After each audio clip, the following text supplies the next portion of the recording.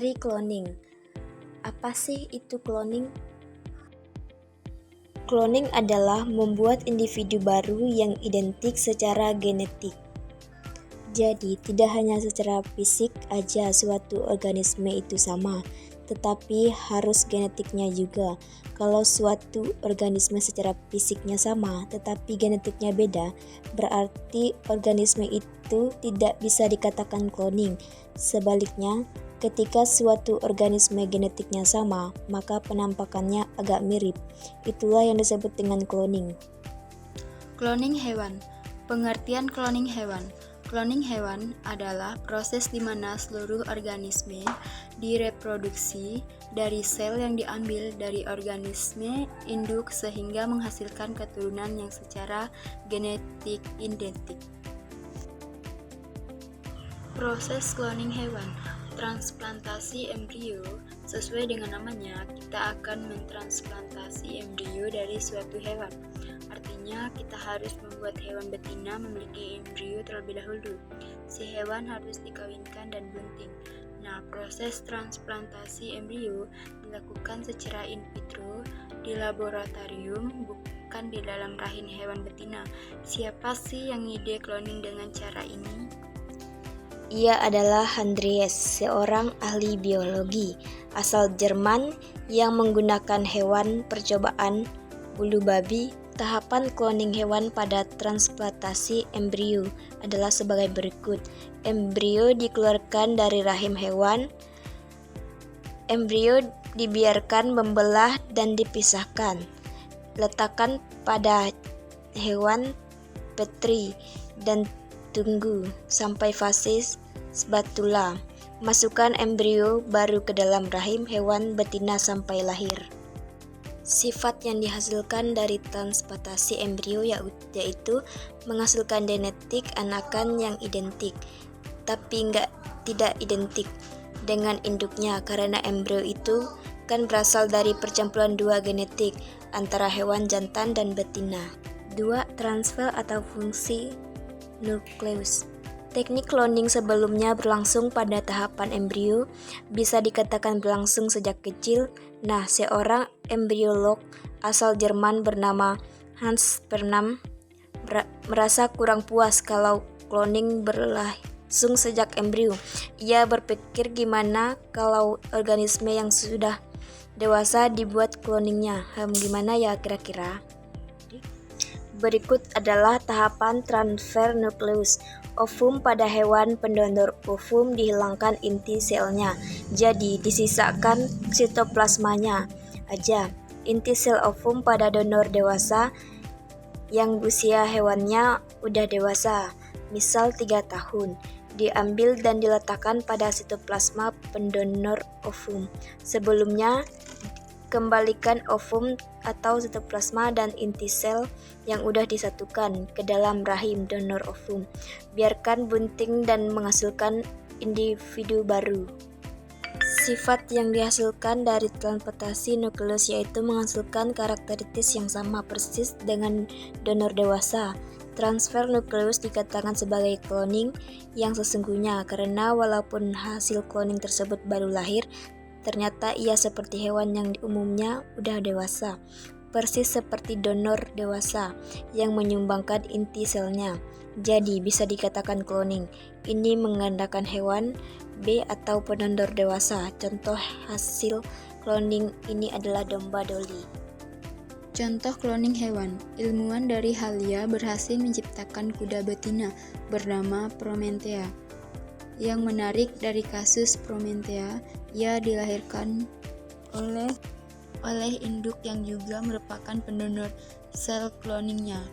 Eksperimen ini akhirnya berhasil membuat bahwa metode tersebut tidak berbahaya untuk kedua belah pihak, yaitu si anak dan induknya.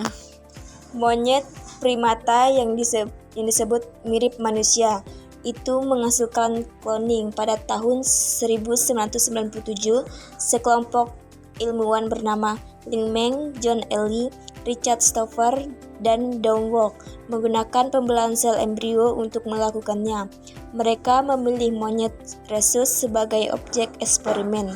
Sama seperti metode domba Dolly, proses ini dilakukan dengan metode penanaman embrio cloningan pada monyet betina.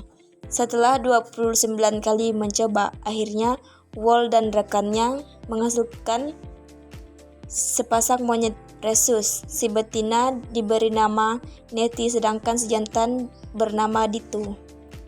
Dolly merupakan domba hasil kloning sekaligus juga sebagai mamalia pertama hasil kloning sel dewasa, seperti diberitakan Amiraceae Info. Para ilmuwan di Roslin Institute telah mengembangkan cara menduplikasi sel domba dewasa berusia 6 tahun.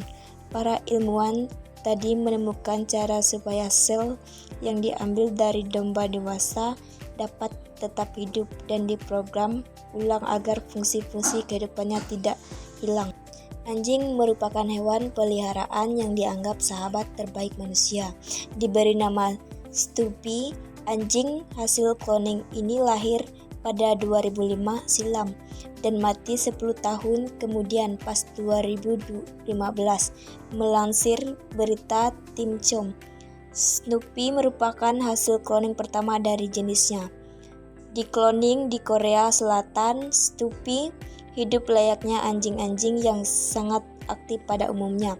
Saat ini para ilmuwan tengah berusaha mengklon anjing-anjing dari jenis-jenis lainnya dengan harapan dapat menghasilkan klon yang lebih panjang umur dan tahan terhadap penyakit. Dampak positif cloning. 1. Teknik cloning merupakan alternatif untuk melestarikan hewan langka, sehingga keberadaan hewan langka dapat terus dipertahankan. 2.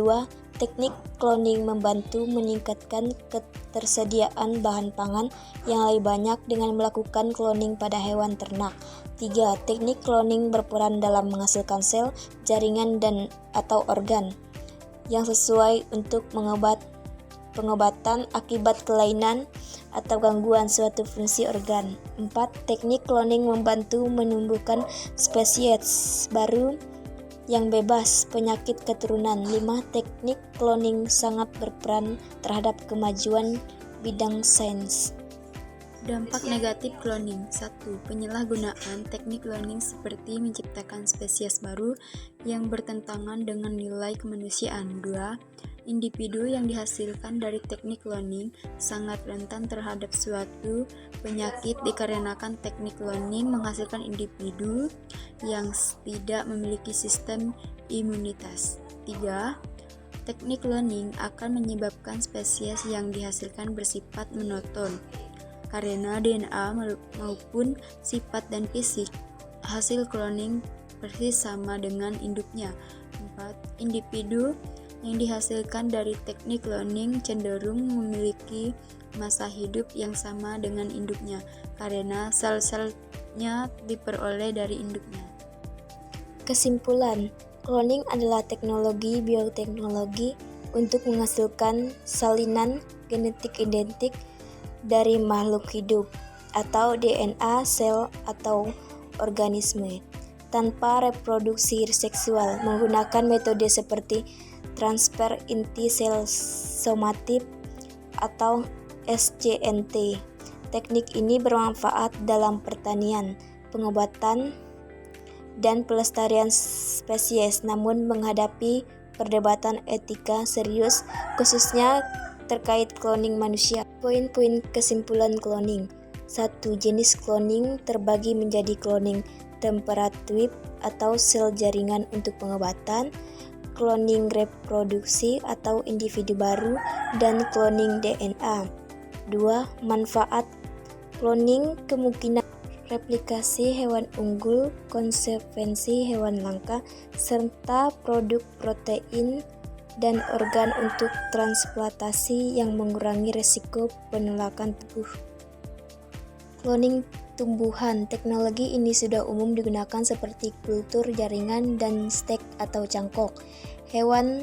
Cloning hewan berhasil dilakukan misal domba Dolly. namun beresiko menimbulkan kelainan fisik dan efisien yang rendah. Etika dan legalitas. Cloning manusia secara luas dianggap tidak etis dan dilarang di banyak negara, menimbulkan kontroversi agama, sosial, dan medis.